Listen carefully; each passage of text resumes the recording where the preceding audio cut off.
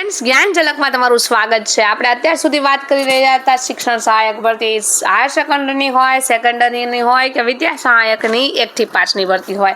આજે તમને એક નવી માહિતી સાથે અવગત કરાવવાના છે। આ નવી માહિતી મેળવવા માટે આવી જ પ્રક્રિયાઓની જે નિયમિત અપડેટ્સ જોવા ઈચ્છતા હોય, ભરતીની સાથે જોડાયેલા રહેવા માંગતા હોય, સ્પર્ધાત્મક પરીક્ષાઓ સાથે જોડાયેલા રહેવા માંગતા હોય તો ઝડપથી કરી દેજો એક કામ, અને જે છે તમારે ચેનલને કરવાની છે like and subscribe।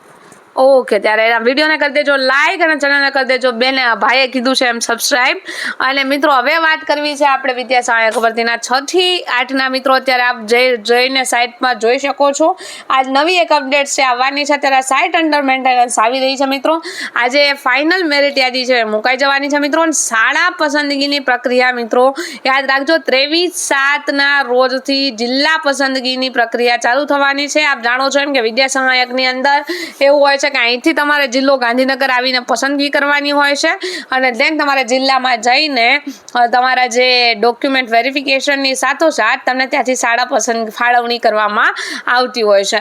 તો તમે દેજો આ પ્રક્રિયા માટે તૈયાર। ના સાથોસાથ આપને એક બીજી અપડેટ પણ આપી દઉં કે અત્યાર લગી તમે જોયેલું છે કે હાયર સેકન્ડરીની ભરતીની અંદર આપણી જે જગ્યાઓ 1000 જેટલી છે, ઉમેદવારોએ સિલેક્શન આપેલું નહોતું। એ જ રીતે 1200 એવા ઉમેદવારો હતા કે જેમને સિલેક્શન માધ્યમિકની ભરતીની અંદર પણ આપેલું નથી।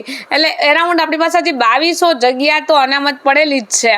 જે કદાચ મિત્રો એવું વિચારી રહ્યા હોય કે અમારે આ ભરતીમાં વારો થોડોક પાછળથી આવે એમ છે, તો મિત્રો આવનારી જે તમામ ભરતી પ્રક્રિયાઓ છે સત્વરે આગળ ચાલી રહી છે ને, એની અંદર આ વિદ્યા સહાયકની લેટેસ્ટ અપડેટ આપના મિત્રો સુધી જરૂરથી પહોંચાડી દેજો।